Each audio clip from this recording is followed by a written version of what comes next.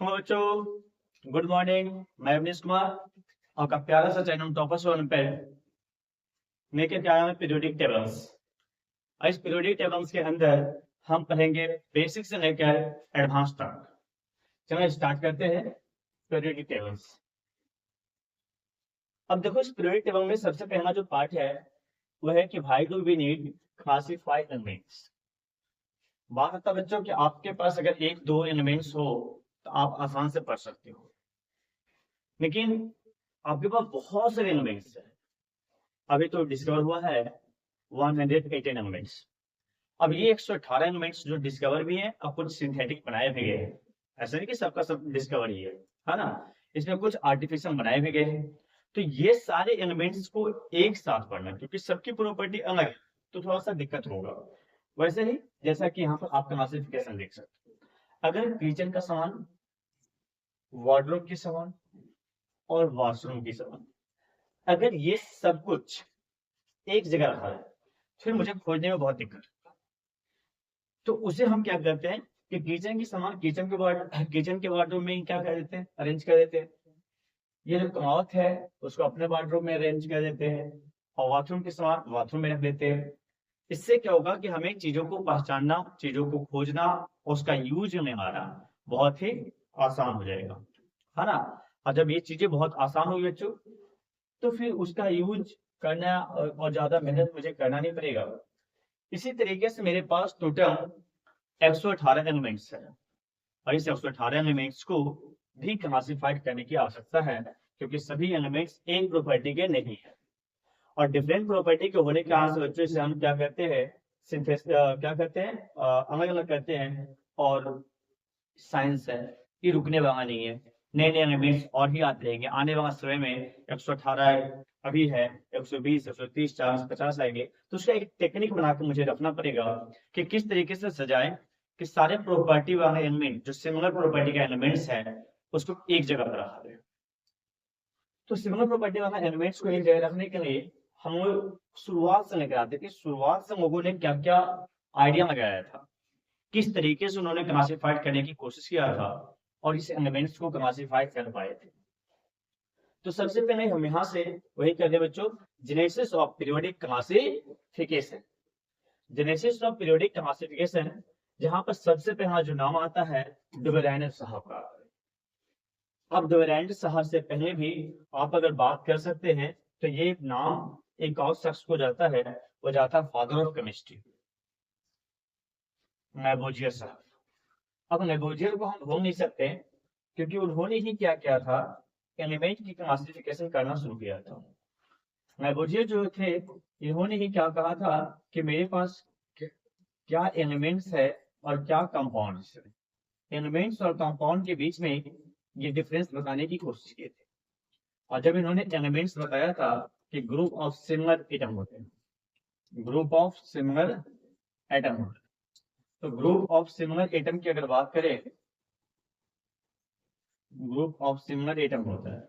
और यहाँ पे कहे थे कि group of different atom in fixed ratio, group of different atoms in different ratio होता है, इन डिफरेंट रेशियो होता है।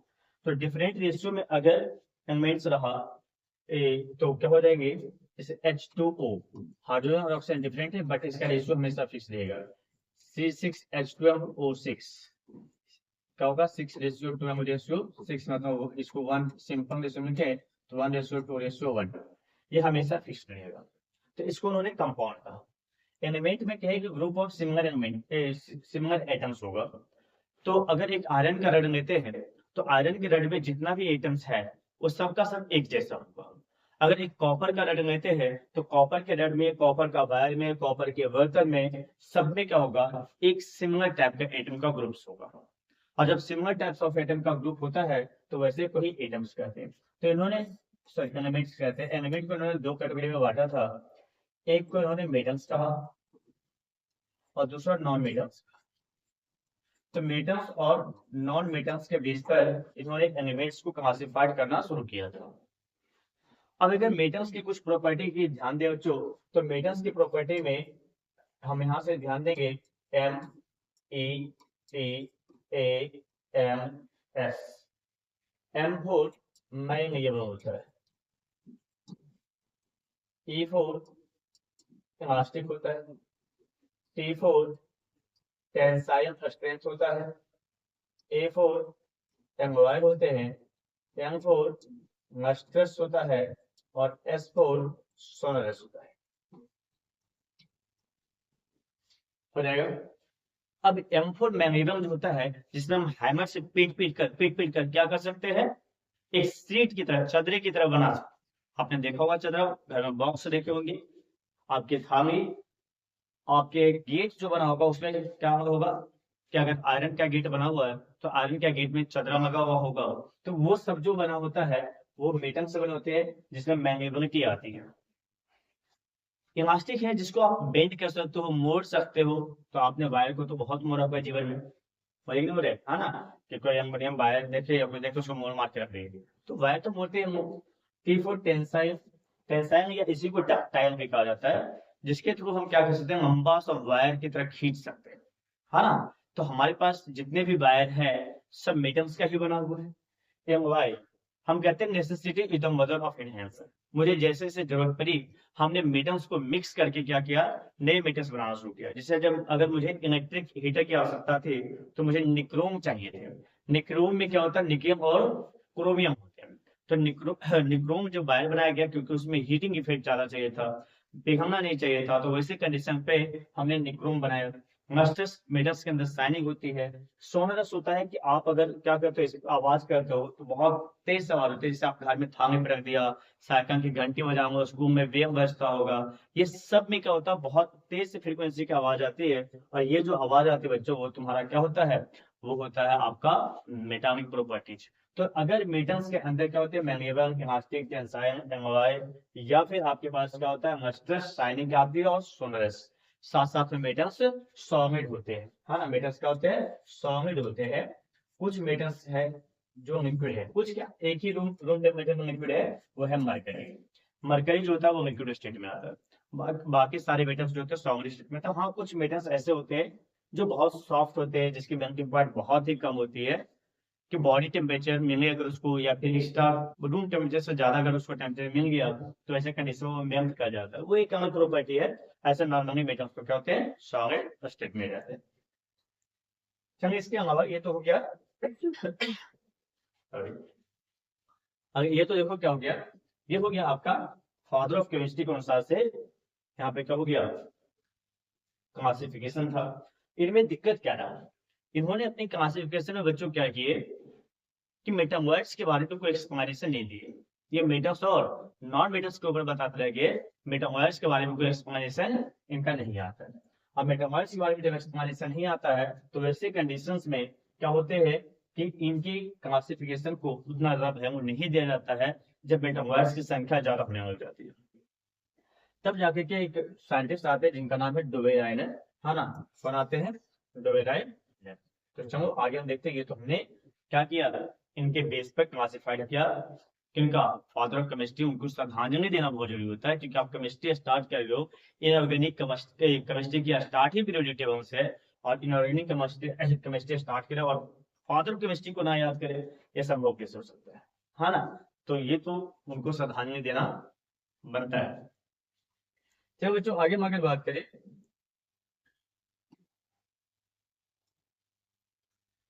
तो सबसे पहले डोबराइनर साहब की देख लेते हैं। ये डोबराइनर साहब है। ये डोबराइनर साहब क्या करते हैं कि इंक्रीजिंग एटॉमिक मास के बेस पे, इंक्रीजिंग एटॉमिक मास के बेस पे एलिमेंट्स को अरेंज करना शुरू करते हैं 1800 सेंचुरी में, मतलब 1800 में।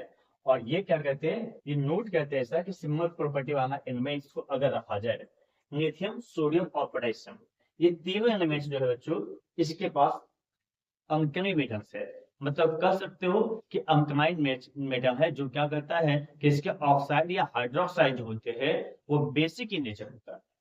अब जब ये सिमिलर प्रॉपर्टी वाला एलिमेंट को एक जगह पर रखा, तो इसमें क्या होता है कि ये वाला पार्ट लिथियम, सोडियम और पोटेशियम, जिसका जो मास है 7, 23 और 79, इसका जो एवरेज होता है बच्चों, वो बीच वाले के अप्रोक्स बराबर होते हैं।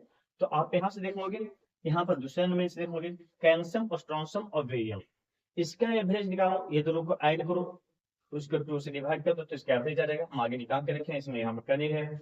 क्लोरीन, ब्रोमीन और आयोडीन, इसमें अगर ये दोनों का मास को ऐड करते हैं तो इसके लगभग लगभग बराबर रह जाते हैं।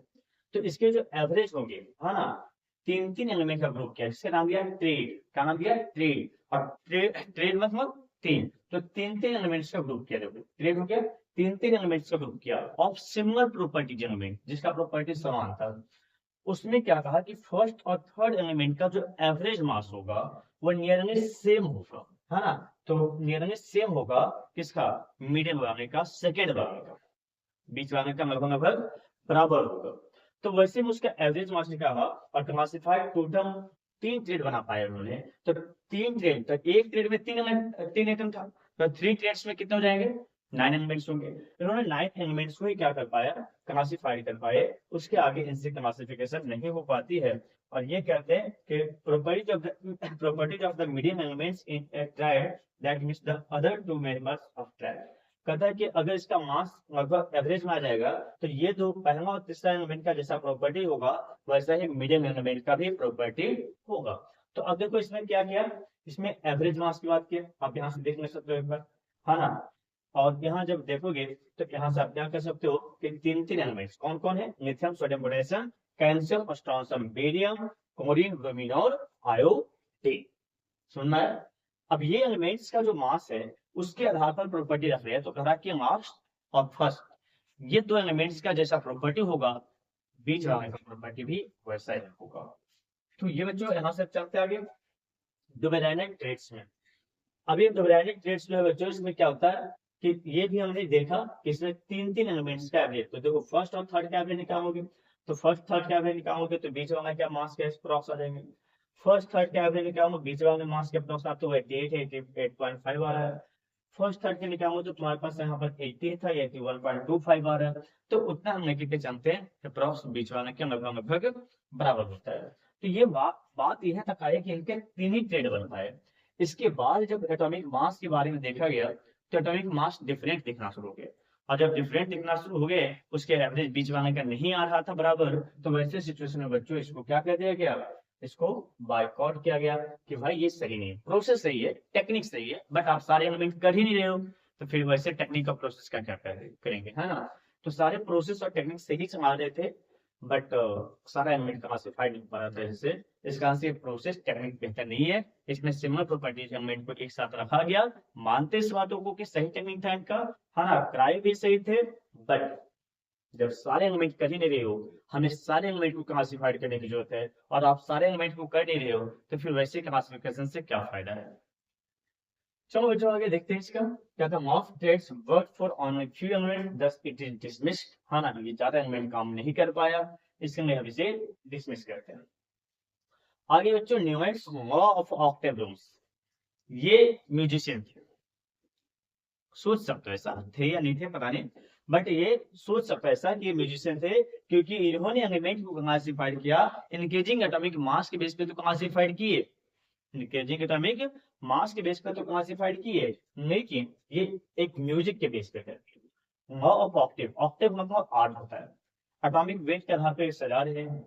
इसमें क्या कहता है कि प्रत्येक 8वां एलिमेंट का प्रॉपर्टी सिमिलर होगा, एज लाइक वैसा ही जिससे कि हिंदी म्यूजिक में होता है। अगर आपने हिंदी म्यूजिक की कहानी पढ़े होंगे बच्चों, या हिंदी म्यूजिक सीखा होगा, नहीं भी सीखा होगा तो इतना बेसिक तो आता होगा, सा रे गा मा पा धा नी, सात हो गया, 8वां फिर सा आता है, सा रे गा मा पा धा नी सा, तो 8वां एलिमेंट पहले एलिमेंट के जैसा होगा, इसलिए प्रत्येक 8वां जो होगा पहले एलिमेंट के जैसा होगा। तो 7 एलिमेंट जो चलते हैं 8वां पहले के जैसा होता है। तो यहाँ पर से क्या होता है कि ये देखो जैसे म्यूजिक है, सा रे गा मा पा धा नी, 7 हो गया। अब प्रत्येक 8वां मतलब फिर अगला 7 के बाद निकालेगा 7, तो प्रत्येक 8वां एलिमेंट जो होगा वो पहले एलिमेंट के जैसा होगा, तो प्रॉपर्टी लगभग उसका क्या रहेगा, सेम रहेगा। तो अगर प्रॉपर्टी लगभग सेम होता बच्चों, तो वैसे कंडीशंस में हम उसे ऑक्टेव कह देते, जैसे पीछे ट्रायड पढ़े थे, ट्रेड पढ़े थे, ऐसा यहाँ पर क्या पढ़ेंगे, ऑक्टेव पढ़ेंगे। ऑक्टेव में क्या होगा, 8 एलिमेंट का ग्रुप चलेगा, और ये 8 एलिमेंट के ग्रुप में हम यहाँ से देखते हैं क्लासिफिकेशन। लेकिन अफसोस ये रहा कि ज्यादा देर तक चल नहीं पाया।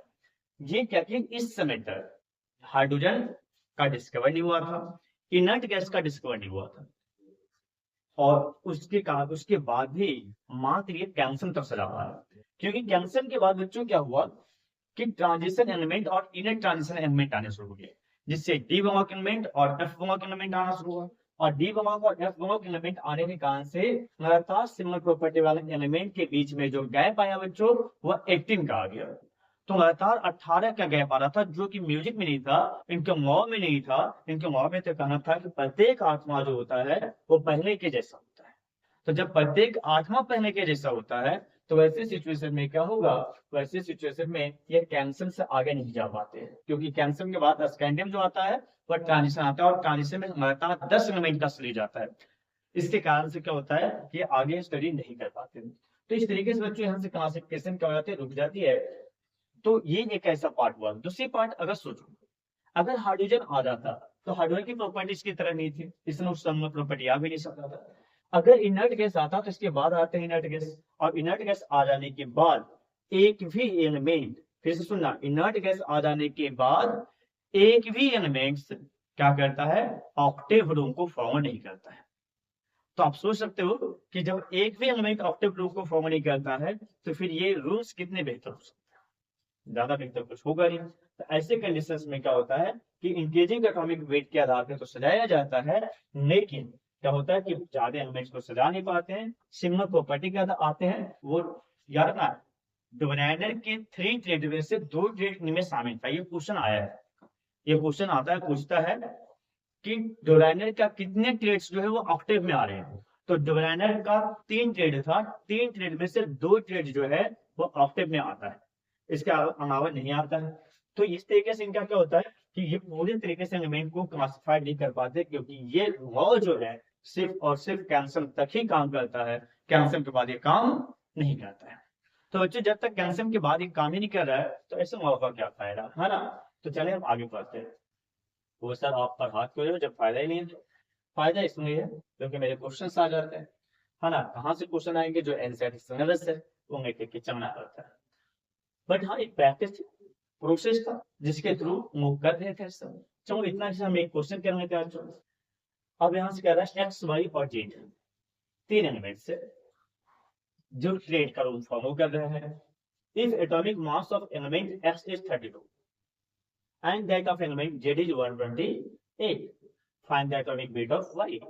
अभी हमने सिखाया था कि अगर 3 एलिमेंट्स है, उस 3 एलिमेंट का क्या करना है कि पहला और तीसरा एलिमेंट का एवरेज मास निकालना है, वो बीच वाले के लगभग बराबर आएगा।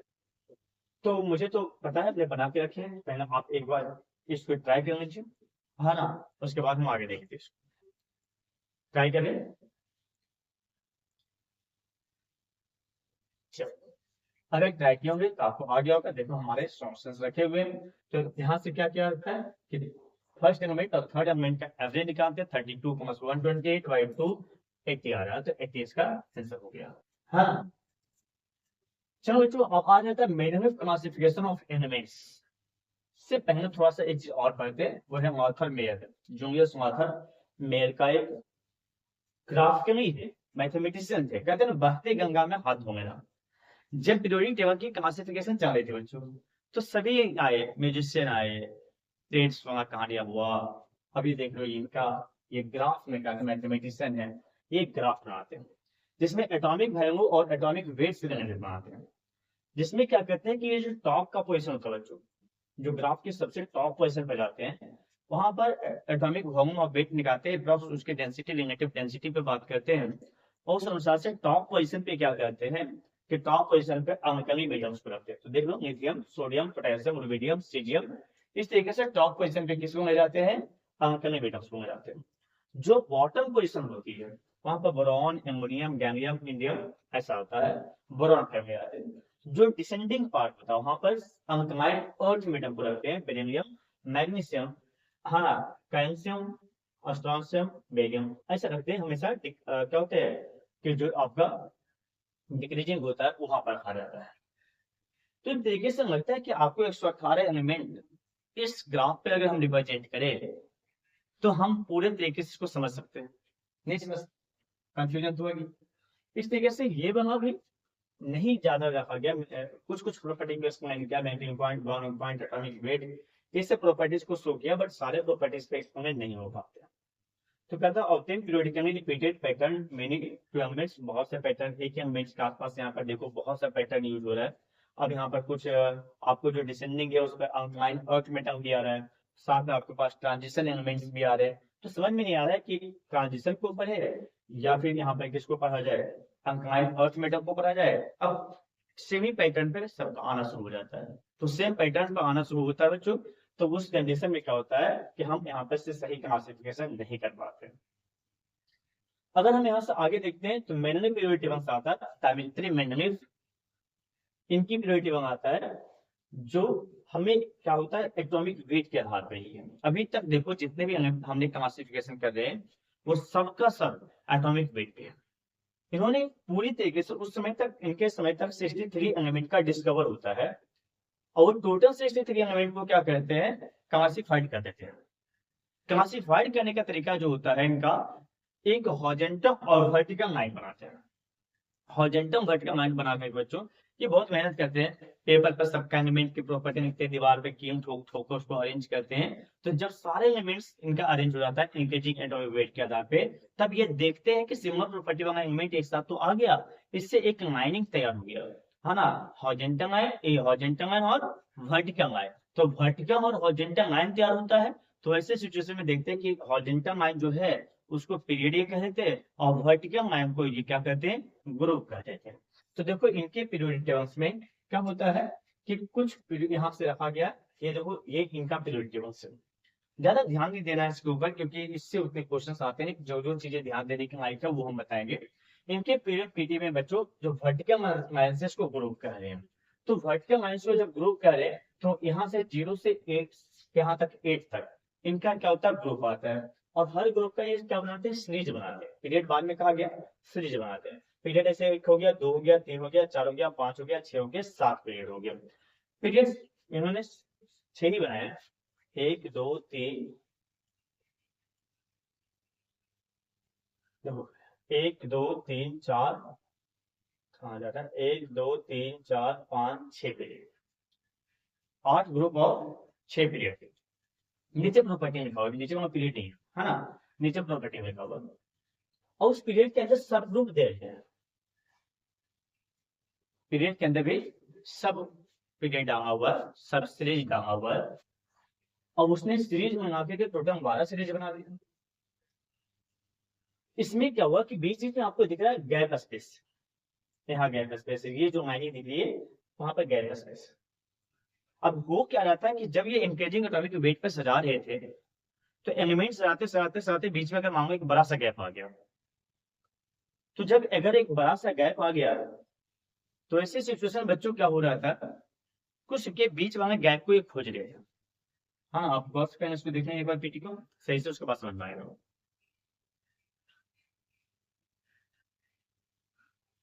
हो गया, तो क्या हो रहा था, इनके बीच बीच में गैप आ रहा था, और ये बीच बीच में गैप आ रहा था तो इनको लगा इन फ्यूचर इस जगह पर कोई एलिमेंट आएगा जो उसी प्रॉपर्टी का हो जो प्रॉपर्टी में गैप स्पेस उन्होंने छोड़ा है। एक बहुत अच्छी सोच थी इनकी, क्योंकि ये जब एवरेज मास निकाल रहे थे, मास का एवरेज निकाल रहे थे, एवरेज रखी है, सबका एवरेज रखा हुआ है, एवरेज मास निकाल करके इन्होंने रख रहा था, तो देख लेते कहीं पर मास का बहुत बड़ा गैप हुआ। अब मास का जब बहुत बड़ा गैप हुआ तो वो जगह छोड़ दिए और कहे कि इन फ्यूचर इस एलिमेंट का डिस्कवर होगा, और जहां पर जगह छोड़े, जिस प्रॉपर्टी वाला ग्रुप में जगह छोड़े इन्होंने, उसी जगह बाद में डिस्कवर होता है, 3-4 एलिमेंट्स का डिस्कवर होते हैं। और यहाँ पर क्या किया गया, कुछ ऑक्साइड्स इस सब के बारे में इन्होंने बताया, ज्यादा कुछ नहीं। इनका एडवांटेज क्या है सिस्टम का कि सबसे पहले तो सिस्टमैटिक तरीके से उन्होंने अरेंज कर दिया। नोवेन गैस इस समय तक आ चुके थे तो उसको भी एडजस्ट कर दिया इन्होंने, आप पीटी में देख सकते हो नोवेन गैस का। On the basis of properties of known elements, he predicted the properties of missing element. उन्होंने देखा जो जानते थे, जिसका प्रॉपर्टी पता था उसके बारे में तो लिख ही रहे थे, साथ साथ में उस एलिमेंट के भी बारे में बात किए जिस एलिमेंट के बारे में ये नहीं जानते थे, उसमें नहीं मिला था, मिसिंग था। जिसे उन्होंने इक्का एल्युमिनियम लिखा। इक्का जो है एक संस्कृत वर्ड है जिसका मतलब होता है नेक्स्ट, मतलब एल्युमिनियम के बाद जो आने वाला है, जिसका एटॉमिक वेट 68 था, डेंसिटी 5.9 था, ऐसा कुछ इन्होंने प्रॉपर्टी बताया था। और इसके जगह पर जो प्रॉपर्टी डिस्कवर होता है दिस इज गैलियम।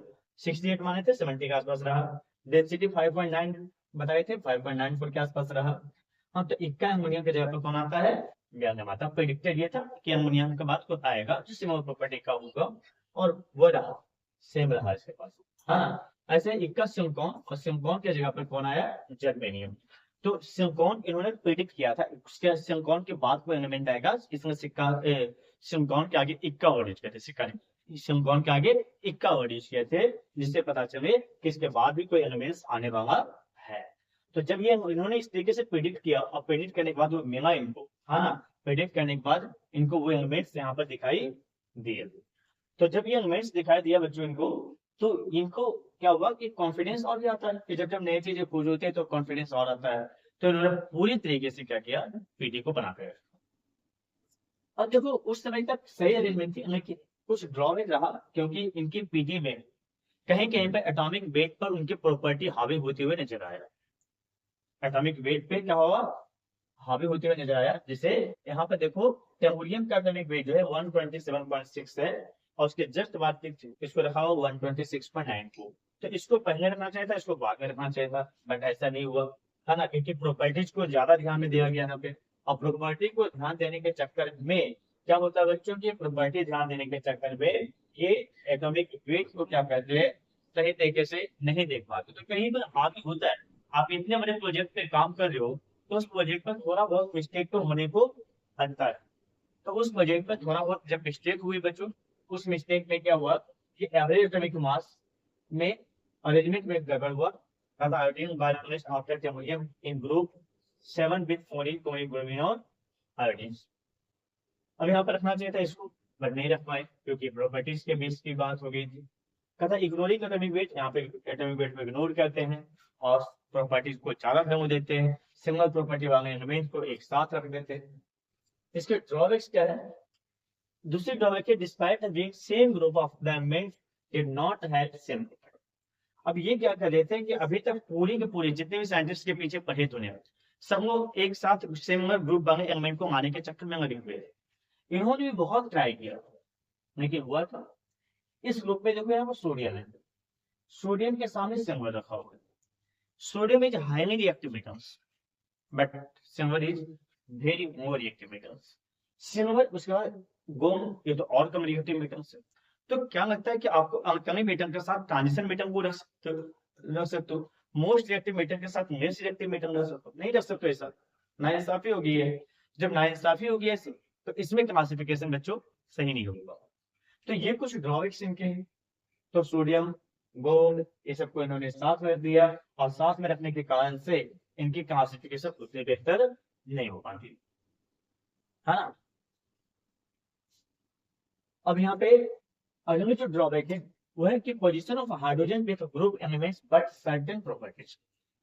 अब यहाँ पर जो हाइड्रोजन को रख रहे हैं ना बच्चों, हाइड्रोजन मेटल नहीं है, कुछ कुछ प्रॉपर्टी मिलता है, जिसके वैलेंस इलेक्ट्रॉन बना जाते हैं, कुछ प्रॉपर्टीज आती है। तो वहां पर भी मैक्सिमम प्रॉपर्टीज का जो बच्चों वो मिलता है हेलोजन से।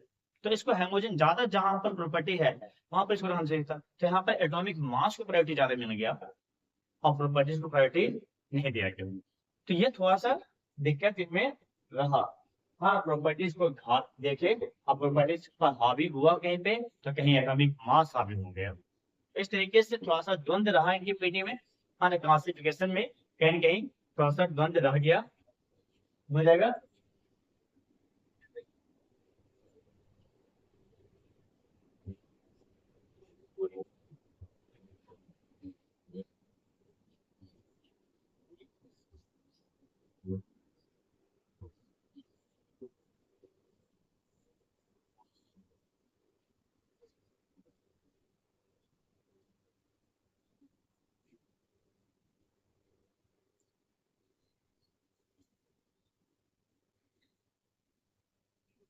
चलो आगे देखोगे, इनके साथ ये रहा थोड़ा सा। आगे अगर बात करते हैं इसकी, अभी तक जो पढ़े उसकी समरी है, आप एक बार देख सकते हो, नोट्स बना सकते हो इसके बेस पे, कोई ज्यादा था नहीं। हाँ आप देख सकते हो।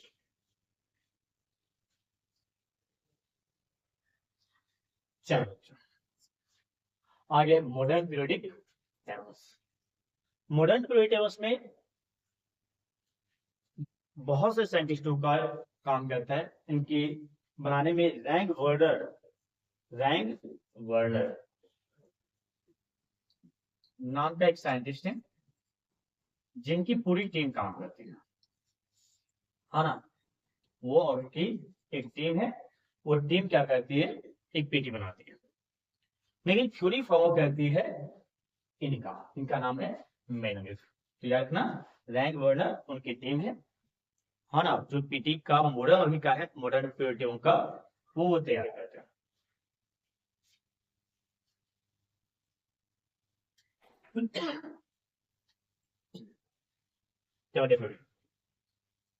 तो वहां पर वो तैयार करते हैं। इसके बाद ये पीटी का जो बनाने का रूम से देते हैं बच्चों, वो रूम देते हैं कौन, हेनरी मोसले।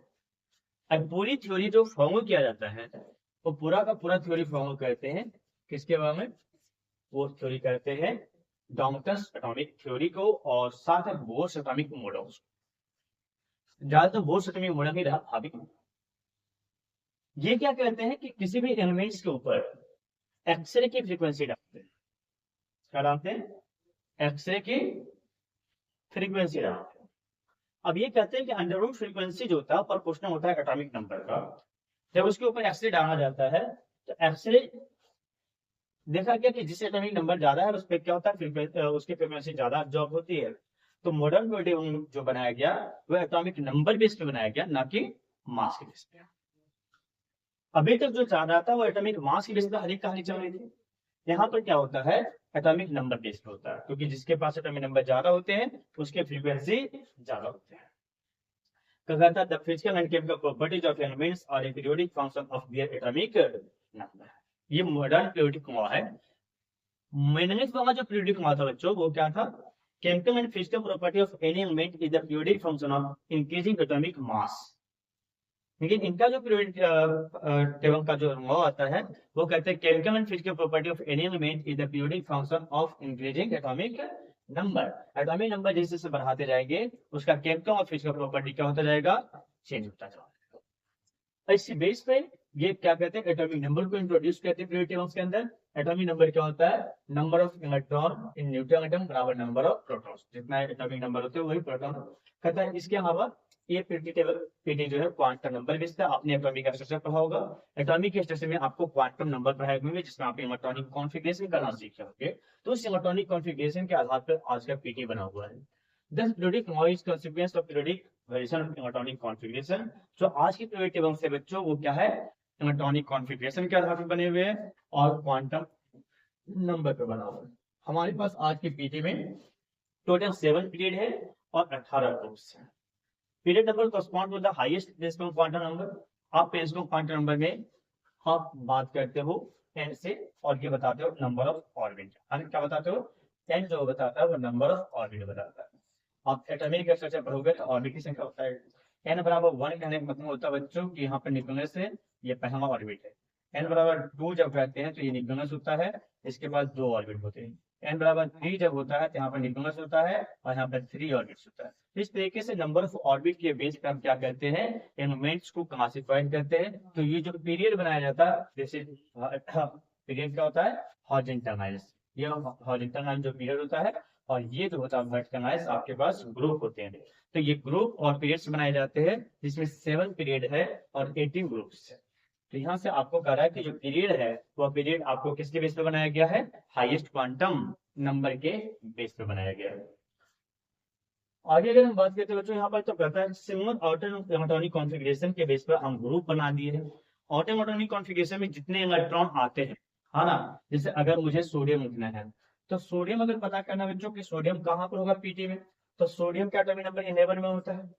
आप इसकी कॉन्फ़िगरेशन का तो 1s2 2s2 2p6 3s1, तो लास्ट नंबर क्या है। अब ये देखो, ये जो सबसे बड़ा क्वांटम नंबर है, जिसका हम quantum number, this is period, ये बता रहा है कि पीरियड होगा। और ये बताता है बच्चों कि ये ब्लॉक होगा। ये क्या होगा, बंगाओक होगा, और ये जो ग्रुप्स है दिस इज ग्रुप बताता है, ये जो इलेक्ट्रॉन है वो बताता है ग्रुप। तो आउटर मोस्ट इलेक्ट्रॉन जितने भी होते हैं वो क्या बताते हैं, ग्रुप बताते हैं। सबसे बड़ी क्वांटम नंबर जो होता है वो क्या बताता है, पीरियड बताता है। और उसके जो सबसे लास्ट इलेक्ट्रॉन जिस सबसेल में इंटर करता है वही उसका बंगाओक हो जाता है। अगर हम यहाँ पर बात करें, मेरे पास क्लोरीन है, क्लोरीन कितना में 17 में। अगर कॉन्फ़िगरेशन करते हो बच्चों 1s2 2s2 2p6 3s2 3p5, देखो सबसे बड़ा क्वांटम नंबर कौन है, principal quantum number third number, तो इसका पीरियड थर्ड हो गया, पीरियड थर्ड हो गया। देखो लास्ट इलेक्ट्रॉन कहाँ जा रहा है, पी में जा रहा है, पी में लास्ट इलेक्ट्रॉन जा रहा है, तो पी बंगाओक हो गया, इसका पी बंगाओक हो गया। और इसमें जितने इलेक्ट्रॉन्स हैं उसमें अगर 10 जो, तो पी बंगाओक का जब ग्रुप पता करना हो उसमें 10 इलेक्ट्रॉन जोड़ना, 10 जोड़ना पता है, क्योंकि एस और पी के बीच में 10 ट्रांजिशन एलिमेंट होते हैं। तो इसका आंसर 10 और 7 17 हो गया, इसका ग्रुप नंबर 17 आएगा। हम आगे बात करते हैं इसके बारे में, ग्रुप ऑफ एट निकालने के लिए। तो आपको समझ में आ गया कि आउटर मोस्ट इलेक्ट्रॉन जो होता है वो बताता है ग्रुप को इलेक्ट्रॉनिक कॉन्फ़िगरेशन में, और सबसे बड़ी प्रिंसिपल क्वांटम नंबर जो होती है वो क्या बताता है, सबसे बड़ा प्रिंसिपल क्वांटम नंबर जो होता है वो बताता है उसका पीरियड को। चलो तो आगे हम अगर बात करते हैं इसके, तो ये मेरे पास पीरियोडिक टेबल का एक फॉर्म है। इसमें टोटल कितने ग्रुप्स हैं, इधर से जाओगे टॉप से बॉटम जाओगे, दिस इज ग्रुप। लेफ्ट से राइट जाते हो तो ये क्या आ जाता है, पीरियड आ जाता है। तो टॉप से बॉटम आने तक क्या हो जाता है, ग्रुप हो जाता है। लेफ्ट से राइट आने पर पीरियड हो जाते हैं। ये दो ग्रुप जो बाहर दिख रहे हैं आपको, ये दो इसकी जगह बच्चों यहाँ पे है। तो ये देखो फर्स्ट ग्रुप हो गया, सेकेंड हो गया, एक थर्ड हो गया। तो तीसरे ग्रुप में क्या है, यहाँ से 57 से 71 तक का ग्रुप यहाँ पे है, और ये जो देख रहे हो इसका यहाँ पर है। तो 90 से 103 तक ये जो तुम्हारा आता है वो इस जगह पर आता है। तो ये दोनों का ग्रुप नंबर कितना हो जाएगा, थर्ड हो जाएगा। ये एफ एलिमेंट कहा जाता है, इनर ट्रांजिशन के नाम से जानते हैं। तो ये देखो ये जो ग्रुप है एस बॉन्क हो गया, ये बॉन्क पी बॉन्क हो जाता है, बीच में ये डी हो जाता है और नीचे एफ हो जाता है। आप इलेक्ट्रॉनिक कॉन्फ़िगरेशन करते हैं, इसमें 4 ही सबसेट का यूज करते हैं ना, एस पी डी एफ। क्या यूज करते हो, एस पी डी एफ, इन 4 सबसेट यूज करते हो। इस 4 सबसेट के आधार पर बच्चों क्या होता है, इस 4 सबसेट के आधार पर ही हमारे पास क्या होते हैं, चारों बॉन्क बांटे जाते हैं। पीरियोडिक टेबल का जो बॉन्क होता है वो 4 सबसेट के बेस पर ही बांटा जाता है। तो जब 4 सबसेट के बेस पर बॉन्क को बांटा जाता है तो ऐसे कंडीशन में 4 बॉन्क बांटा, एस बॉन्क, पी बॉन्क, डी बॉन्क और एफ बॉन्क बांटा हो जाएगा। एस बॉन्क, पी बॉन्क, डी बॉन्क और एफ बॉन्क बांटे, 4 बॉन्क हमने बांट दिया, और 4 बॉन्क के अंदर हमने 18 ग्रुप भी बांट दिए, और उस ग्रुप के अंदर फिर हम यहाँ पर क्या करेंगे, सब ग्रुप भी देखते हैं जो रोमन डिजिट में लिखा जाता है बच्चों।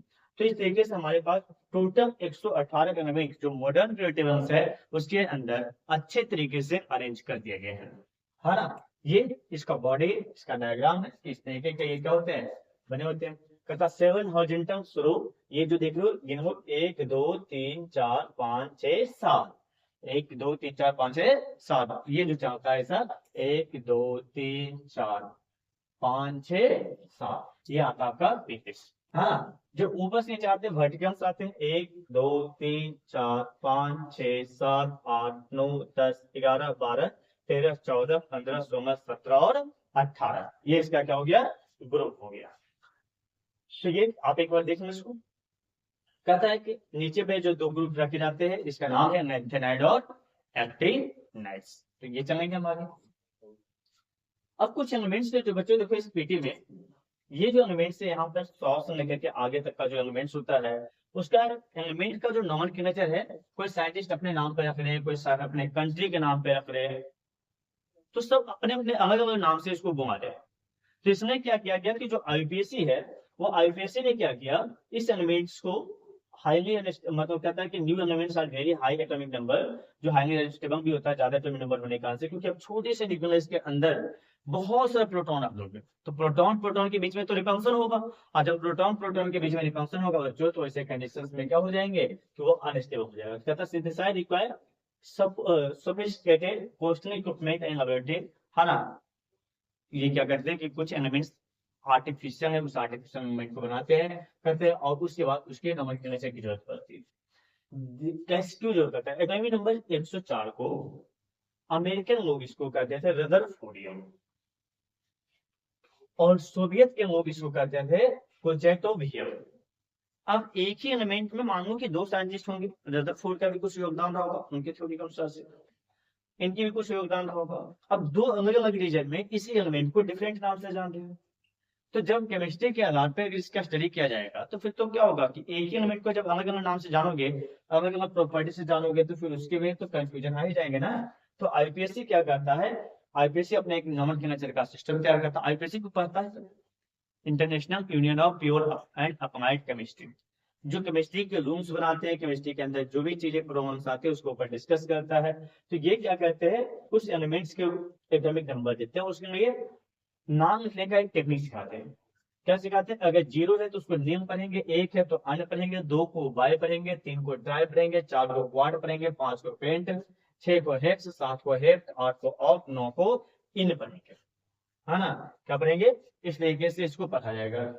0 को नेम, 1 को अन, 2 को बाय, 3 को ट्राई, 4 को क्वाड, 5 को पेंट, 6 को हेक्स, 7 को सेप्ट, 8 को ऑक्ट, 9 को इन। इस तरीके से इसका शॉर्ट फॉर्म भी यूज किया जाता है, NUBTQPXSOE, है ना। एक बार इसको याद करना तो 100 से ऊपर का एटॉमिक नंबर आ जाएगा। अब अगर देखते हो इसको, अगर एटॉमिक नंबर 112 है तो देखो 112 में एक आ गया, एक को अंश लिखते थे, एक एक दो आ गए, एक को अंश लिखते थे, फिर एक को अंश लिखते थे और 2 को बाय लिखते थे, उसमें यूएम लगा देना, IUM। अगर आई पहले से लगा हुआ है तो यूएम लगा देंगे, अन अन बाय एम। इसको शॉर्ट फॉर्म में अन के लिए यू लिखते हैं, यहाँ भी अन के लिए यू लिखते हैं और यहाँ पे बी लिखते हैं, तो यू यू पी हो जाएगा, तो अन अन बी एम कहा जाएगा।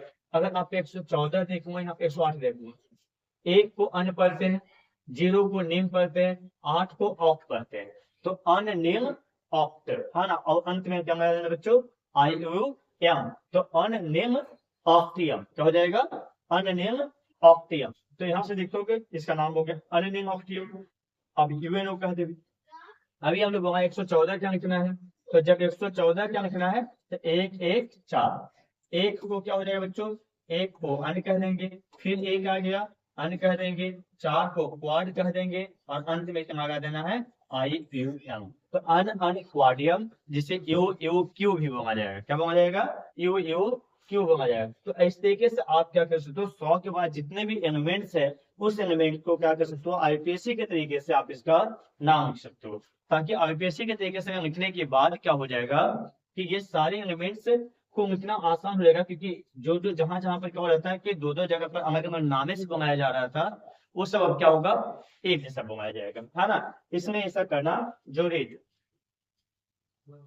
अब यहाँ से अगर हम बात करते हैं कि नॉर्मल केमिस्ट्री जिसका एटॉमिक नंबर 100 से ऊपर है, 101 को अननेम, 0 देखो 1 को क्या पढ़ेंगे अन, 0 को नेम, फिर 1 को अन, तो अननेम अनियम। 102 अननेम बाइयम, अननेम ट्राइयम, अननेम क्वाडियम, अननेम पेंटियम, अननेम हेक्सियम, अननेम सेप्टियम, अननेम ऑक्टियम। 109 को क्या हो जाएगा अननेम एनियम, है ना। इस तरीके से आप क्या कर सकते हो, टोटल 118 एलिमेंट तक का आप नोमेनक्लेचर कर सकते हो। इसका जो आईपीएससी ऑफिशियल नेम, देखो अकॉर्डिंग टू आईपीएससी नोमेनक्लेचर ये है, इसका आईपीएससी ऑफिशियल नेम जो दिया गया मेंडेलियम, नोवेलियम, ऑरेंजियम, रदरफोर्डियम, डबनियम, है ना, सिबोजियम, बोरियम, हैशियम, मैग्नीशियम, डमेस्टेडियम, रोंजेनियम, कॉपर्निसियम, निहोनियम, फ्लोरोबियम, मोस्कोवियम, लिवरमोडियम, टेनिसियम, हन और ऑर्गेनेसॉन। इस तरीके से क्या किया गया, इसका नाम रखा गया। तो जो आप इसको एक बार देखो, है ना, नॉन केमिस्ट्री इसको करूंगा एक बार, खुद से नेमिंग लिखेंगे ना, कम से कम आईपीएससी नॉन केमिस्ट्री तो खुद से लिखेंगे, और आप अगर पढ़ रहे हो इसको तो आप साथ में पीरियोडिक टेबल लेकर के बैठे, ताकि उसको एक एक चीज अंडरलाइन करके चल रहे हैं, है ना, क्योंकि वन शॉट चल रहा है और वन शॉट में हम आपको उतना ज्यादा टाइम नहीं दे सकते, इसमें उतारने का, किसी कॉपी करने थे, ये सब चीजें करने का उतना टाइमिंग नहीं इसमें रहता है। तो आप एक बार इसको देख लीजिए और देख करके आप इसको क्या कीजिए कि एक बार आप अपने जो है आपका जो पीटी है उस पीटी को सामने रखते हैं कि आप 100 से 108 तक आप क्या कर सकते हो, इसका नोमेनक्लेचर प्रैक्टिस करो। 2 मिनट वीडियो पॉज करूंगा और उसके बाद क्या करो, उसको प्रैक्टिस करूंगा।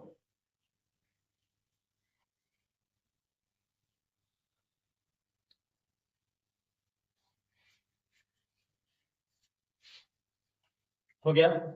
चलो आइए क्वेश्चन बच्चों।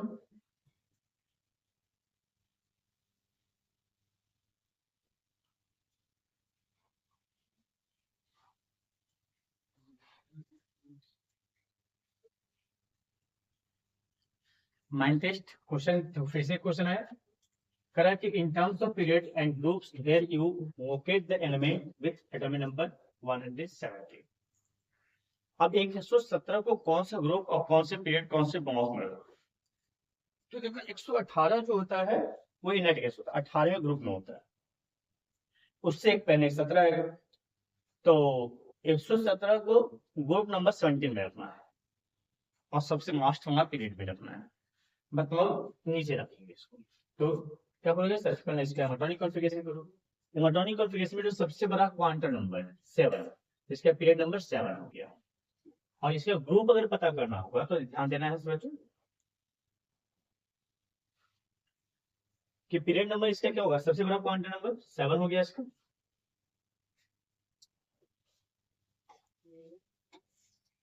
क्या हो जाएगा, बोलो, क्या हो जाएगा 7। अब इसका ग्रुप पता करना होगा तो ध्यान देना, ग्रुप पता करने के लिए बात सीखना। अगर आप एस बॉन्ड के एलिमेंट के बारे में लिख रहे हो, एस बॉन्ड के एलिमेंट में number of electron outermost same,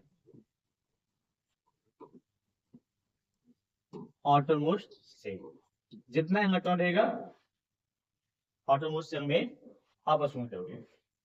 अगर पी बॉन्ड की बात करें तो पी बॉन्ड में क्या होता है कि आपके पास जो एस और पी में जितने एलिमेंट्स होते हैं, number of electron in S and P block, S and P और सबसे outermost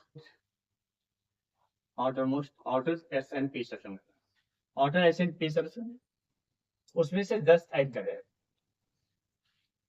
तो जब उसमें से 10 ऐड कर दोगे तो 5 2 7 और 5 10 कितना हो गया, 17 हो गया। तो यहाँ 17 नंबर पे ग्रुप में आ जाएंगे। अगर डी बॉन्ड का एलिमेंट्स रहेगा तो मेरा नंबर इलेक्ट्रॉन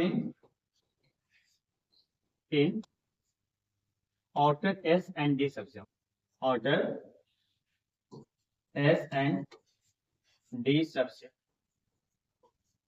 S और D सेक्शन में आएगा। जैसे अगर मान लीजिए मेरे पास आयरन है, आयरन का एटॉमिक नंबर 26 और इसकी कॉन्फ़िगरेशन करेंगे तो आर्गन 4s2 36 हो गया।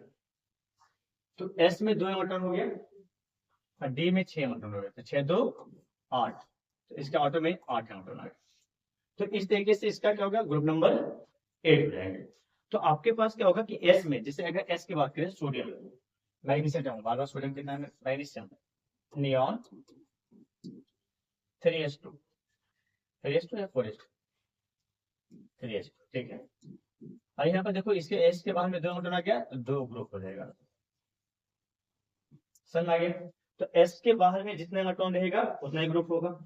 अब अगर आप P का अंक करो तो S और P वहां को जोड़ देना, उसमें से 10 ऐड करना, क्योंकि S और P के बीच में अभी मॉडर्न पीटी हमने देखा था, उसमें क्या होता था, बीच में 10 ट्रांजिशन एलिमेंट होते थे, और ट्रांजिशन एलिमेंट होने के कारण से वहां पे क्या होता था कि 10 और ऐड कर देते थे, तो 10 और 7 17 हो गया, 17 नंबर ग्रुप में रहेगा। और डी में जितना रहेगा और जितना एस में रहेगा, जैसे डी वहां देखिए एस और डी वहां को जोड़ देना है, उससे आपको क्या रहेगा, उसका ग्रुप आ जाएगा, समझ में आ गया। अब आप यहाँ से बात करो बच्चों, तो यहाँ से क्या होता है, कहता है नंबर ऑफ इलेक्ट्रॉन फिल्म आप ये सुनते हैं आफ्टर लास्ट नोवेल जितने भी इलेक्ट्रॉन आएंगे वो उसका ग्रुप नंबर क्या रहेगा, तो इसमें कितना आ गया, ग्रुप नंबर 7। कहता है इनमें जेड 170 वुड बी हुआ तो हाइड्रोजन फैमिली में आ जाएंगे ये, तो यहाँ से लिखूंगा आपको, हो जाएगा। चलो आगे की बात करें, इस समरी है अभी हमने जो पढ़ाए हैं, आप एक बार देख सकते हो इसको।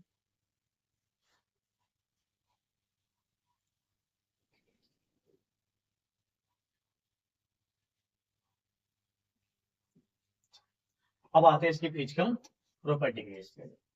फिजिकल प्रॉपर्टी में सबसे पहले है एटॉमिक एंड आयनिक रेडियस। अब देखो बच्चों यहाँ पर एटॉमिक एंड आयनिक रेडियस की अगर हम बात कर रहे हैं तो एटॉमिक और आयनिक रेडियस में सबसे पहले क्या हम एटम का एग्जैक्ट रेडियस का मेजरमेंट कर सकते हैं? तो मेरा आंसर तो होगा नहीं। क्यों नहीं होगा? क्योंकि ये एटम है और इस एटम में साइज ऑफ एटम क्या है, बहुत ही छोटा है। Size of atom is very small. अब बहुत छोटो सा एटम का साइज ऑब्जर्व करना बहुत मुश्किल होगा। अगर हम 11 ग्राम सोडियम लेते हैं ना, तो उसमें 6.022 इंटू 10⁻23 एटम होता है। तो सोचो 11 ग्राम सोडियम बहुत छोटा सा दिखेगा। अब उसमें से एक एटम का साइज देखना है, तो लगता है कि तुम देख पाओगे? संभव नहीं लगता है मुझे। हाँ, ऐसा तो मुझे नहीं लगता है कि हम देख पाएंगे। इसमें साइज ऑफ एटम बहुत छोटा है। और दूसरी बात, इसमें जो इलेक्ट्रॉन है वो कमोड है। अब इस कमोड तो कोई फिक्स शेप नहीं है कि कहां पर होगा, ये कहां तक होगा। लेकिन इसके चारों तरफ क्या होता है, कोई एक डिफरेंट बाउंड्री नहीं है जो ये बताए कि इलेक्ट्रॉन कहां तक है। तो जब अगर डिफरेंट बाउंड्री नहीं है तो कैसे पता करें कि इसका रेडियस क्या है? एक तो बहुत छोटा सा, और उसके बाद इलेक्ट्रॉन कहां तक फैला हुआ होगा ये पता भी नहीं है। तो छोटे से एटम में इलेक्ट्रॉन का एग्जैक्ट लोकेशन हमें पता नहीं चल पाता है। तो ऐसे सिचुएशन हम क्या कर सकते हैं कि सर ये कहां तक होगा, इस चीजों की जानकारी मुझे नहीं होगी। और जब इस चीजों की जानकारी मुझे नहीं होगी तो ऐसे सिचुएशन में कर सकते बच्चों कि ये क्या होगा, इसका साइज निकालना बहुत ही मुश्किल होगा। बट साइंस हार मानती नहीं किसी चीज को। कोई ना कोई इनडायरेक्ट मेथड होता है जिसके कारण से हम इसका क्या कर सकते हैं, रेडियस को निकाल सकते हैं। और हमारे पास 3 टाइप का रेडियस है। कितने टाइप का है? 3 टाइप्स है। कोवेलेंट रेडियस, मेटालिक रेडियस और वैन डेर वाल्स रेडियस। जैसे सबसे पहले बात करें कोवेलेंट रेडियस का, तो कोवेलेंट रेडियस में क्या होता है कि एटम्स, देखो कोवेलेंट समझना क्या है, टेक्निक समझना है। कोवेलेंट रेडियस क्या होता है कि जब दो एटम्स एक दूसरे के ऊपर ओवरलैप करता है, ये 2 एटम आया और वो एक दूसरे के ऊपर ओवरलैप कर गया, तो ओवरलैप क्या करता है, तो इसके कहता है कि इसका आप 2 न्यूक्लियस के बीच, आप यहाँ का न्यूक्लियस और यहाँ का न्यूक्लियस, देखो ओवरलैप करता है, इसे कहते हैं कोवेलेंट। तो 2 न्यूक्लियस के बीच का अगर जो डिस्टेंस है उस डिस्टेंस का आधा कर दीजिए तो उसका रेडियस आ जाएगा। ऐसा एक अप्रोक्सीमेशन आएगा, एक्यूरेट तो नहीं आएगा, अप्रोक्स आएगा क्योंकि कुछ पार्ट ओवरलैप कर चुके हैं। मेटालिक रेडियस में क्या कहता है कि आपका ये 2 कांटेक्ट में है, सिर्फ फिजिकल टच हुए। देखो कोवेलेंट में क्या होता है, ओवरलैप हो जाता है, इसमें क्या होता है, टच, तो सिर्फ टच हो। तो जब टच हो रहा है तो उसके बीच का जो रेडियस आएगा वो रेडियस आपका उसका आधा कर देंगे तो उसका रेडियस आ जाएगा। वैन डेर वाल्स में क्या होता है कि मॉलिक्यूल्स के बीच में लगते हैं या इनर्ट गैस के बीच में लगते हैं, तो 2 मॉलिक्यूल से मान लो 2 एटम आपस में जुड़े मॉलिक्यूल से, इसके बीच का जो न्यूक्लियस का डिस्टेंस होगा आप इसको आधा कर दीजिए, यहाँ से इसका डिस्टेंस आ जाएगा। तो इस तरीके से रेडियस निकालने के एक तरीका होता है। इस टेक्निक को हम कहते हैं MCAO। क्या कहते हैं इसे? MCAO, जिसमें कहते हैं linear combination of atomic orbital, combination of atomic orbital. तो linear combination of atomic orbital के बेस पे हम क्या कर सकते हैं कि एटम्स को एक एक्सिस पे ला करके जोड़ सकते हैं, और जोड़ करके हम उसके बीच का डिस्टेंस पता करें जिससे हमें रेडियस का पता चल सकता है। तो यही टेक्निक, इस टेक्निक के द्वारा देखो यहाँ पर 2 कोलिन एटम को ओवरलैप करवाएंगे। अगर इसका रियल बॉडी देखेंगे तो रियल बॉडी अगर ये राउंड शेप जा रहा है तो यहाँ तक आएगा, मतलब इसके समझ आएगा। और इसका रियल बॉडी देखेंगे तो यहाँ तक समझ आएगा। इसका मतलब ये हमारी जो वो क्या कर चुका है, ओवरलैप कर चुका है। तो यहाँ पर जब ओवरलैप करता है तो ये 2 न्यूक्लियस के बीच का डिस्टेंस, यहाँ का न्यूक्लियस और यहाँ का न्यूक्लियस का बीच का डिस्टेंस अगर 198 है तो उसका हाफ कर देना, तो कहता half of the internuclear distance between the 2 covalent atoms. तो 2 कोवेलेंट एटम्स के 2 न्यूक्लियस के बीच का डिस्टेंस जो आएगा और उसका आधा कर देंगे, वो आधा ही कहा जाएगा इसका एटॉमिक रेडियस। तो कोवेलेंट रेडियस जो होता है बच्चों 99 pm इसका हो जाएगा, पीएम मतलब पिकोमीटर, पीएम मतलब पिकोमीटर हो जाएगा। आगे समझे। अब अगर हम यहाँ से बात करें कोवेलेंट रेडियस, तो देखो यहाँ पर क्या हो गया, 2 एटम्स ओवरलैप किया, ये 2 एटम ओवरलैप करेंगे, यहाँ पर ओवरलैपिंग दिख रहा होगा, एक कनाटून दिख रहा होगा, इसमें दिख रहा होगा, ये ओवरलैप किया, इसके न्यूक्लियस और इसके न्यूक्लियस के बीच का डिस्टेंस को हम कहते हैं बॉन्ड लेंथ। क्या कहते हैं? Bond length. क्या कहते हैं? Bond length. और उस बॉन्ड लेंथ को आधा कर दो, है ना, तो बॉन्ड लेंथ जितना आएगा उसका आधा कर दोगे, वो बताएगा कोवेलेंट रेडियस। ऐसे ही मेटालिक रेडियस होगा बच्चों। ये क्या होगा कि दो मेटल्स को आपस में अटैच करेंगे और इसके बीच का जो डिस्टेंस आएगा उसका आधा करेंगे। तो अगर कह रहे हैं ये दोनों के बीच का डिस्टेंस 256 पीएम है, तो उसका आधा कितना हो जाएगा? 128 पीएम हो जाएगा, 128 पिकोमीटर हो जाएंगे। और ये इसका क्या कहा जाएगा? रेडियस कहा जाएगा, मेटालिक रेडियस कहा जाएगा। ऐसे वंडर वाल में आ जाएगा। नोबेल गैसेस के बीच में काम करता है, मॉलिक्यूल्स के बीच में काम करते हैं, तो जो मोनोटॉमिक गैसेस होते हैं उसके बीच में काम करता है, जहां पर अट्रैक्शन फोर्सेस निग्लेजिबल होती है। जहां अट्रैक्शन फोर्स क्या होता है? कमजोर होता है। और जहां अट्रैक्शन फोर्सेस कमजोर होंगे बच्चों, उस जगह पर आपको कौन काम करेगा? वन डर वाल रेडियस। तो इसके बीच में डिस्टेंस ज्यादा होता है, और डिस्टेंस ज्यादा होने के कारण से वन डर वाल रेडियस यहाँ पर सबसे बड़ा हो जाएगा। तो अगर यहाँ से देखा जाए तो हमने यहाँ से पढ़े तीन टाइप का रेडियस, मेटालिक रेडियस, वन डर वाल रेडियस और कोवेलेंट रेडियस। अगर ये तीनों में कंपेयर करें बच्चों, तो यहाँ पर क्या होता है? वन डर वाल रेडियस, और भी मतलब वन डर वाल रेडियस आ जाएगा, सबसे बड़ा होता है, फिर मेटालिक रेडियस बड़े होते हैं, और फिर क्या होता है? कोवेलेंट रेडियस बड़ा होता है। मतलब सबसे बड़ा जो होगा वन डर वाल रेडियस होगा। और वन डर वाल रेडियस होने के कारण से इनर्ट गैस का साइज अपने कोरस्पॉन्डिंग पीरियड में सबसे बड़ा हो जाता है। क्या होता है? इनर्ट गैस का साइज अपने कोरस्पॉन्डिंग पीरियड में सबसे बड़ा हो जाता है। तो इसलिए क्योंकि इनर्ट गैस जो या नोबेल गैस, इनर्ट गैस या नोबेल गैस जो होता है वो बनाता है क्या? वन डर वाल फोर्स। वन डर वाल फोर्स बनाते हैं, वन डर वाल बॉन्ड लेंथ कर सकते हो। तो वन डर वाल बनने के कारण से उसका डिस्टेंस काफी ज्यादा हो जाता है, और डिस्टेंस काफी ज्यादा होने के कारण से बच्चों वहां पर क्या हो जाते हैं? वो जो रेडियस बनता है वो वन डर वाल रेडियस या मेटालिक रेडियस या क्या बनता है? कोवेलेंट रेडियस बनते हैं। अब ऐसे कंडीशन में वन डर वाल रेडियस सबसे बड़ा है, तो नोबेल गैस का साइज सबसे बड़ा होगा, फिर मेटालिक का साइज बड़ा होगा, फिर क्या होगा? कोवेलेंट का साइज बड़ा होगा। समझ गया? ये किसने कहते हैं कि noble gases are abnormally large atomic radius. Noble gas के पास जनरली क्या होते हैं? एटॉमिक रेडियस जो होता है वो बड़े होते हैं, बड़ा बड़ा होता है। समझ गया?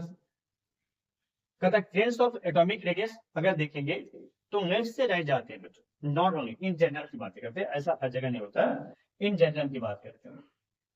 इन जनरल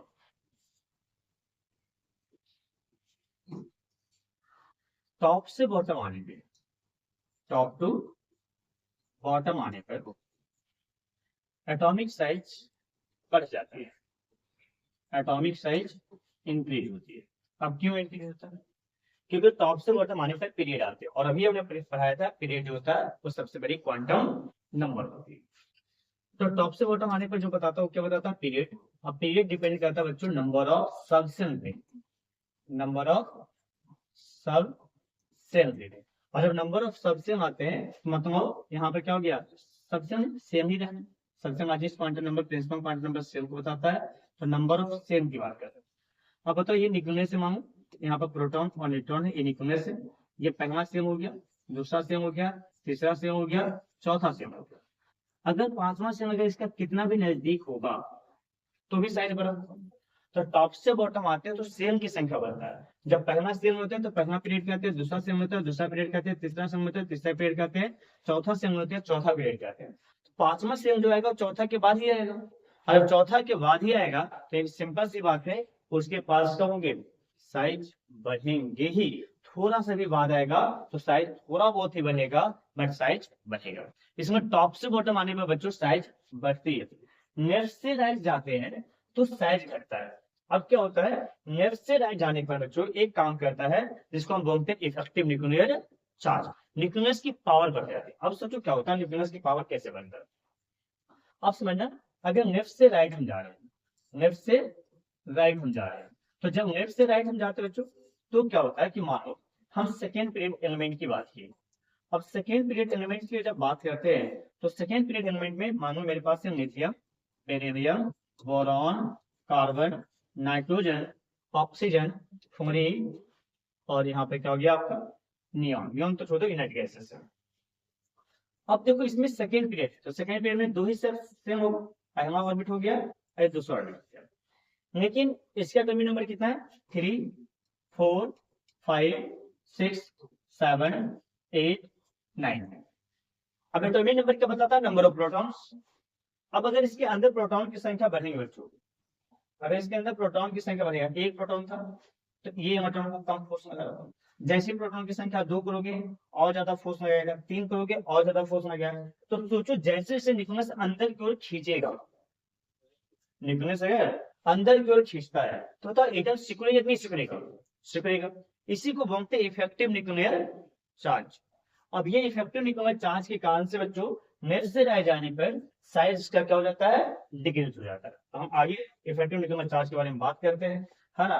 क्या होता है इफेक्टिव न्यूक्लियर चार्ज? ये समझना। अभी एक सिंपल सा ऑर्डर समझना ना, फिर टॉप से बॉटम आते तो साइज बढ़ता है, लेफ्ट से राइट जाते तो साइज क्या होता है? घट जाता है। ऑटो इलेक्ट्रॉन से वैलेंस पीरियड में आते हैं तो एनहांस करते हैं। तो देखो टॉप से हम लिथियम है, बेरिलियम है, boron, carbon, nitrogen, oxygen, fluorine, जैसे जैसे नीचे जा मतलब लेफ्ट से राइट जा रहे हैं साइज उसका क्या होता जा रहा है? घटता चला जा रहा है। यहाँ से कहता है effective nuclear charge increase, atomic size decrease. तो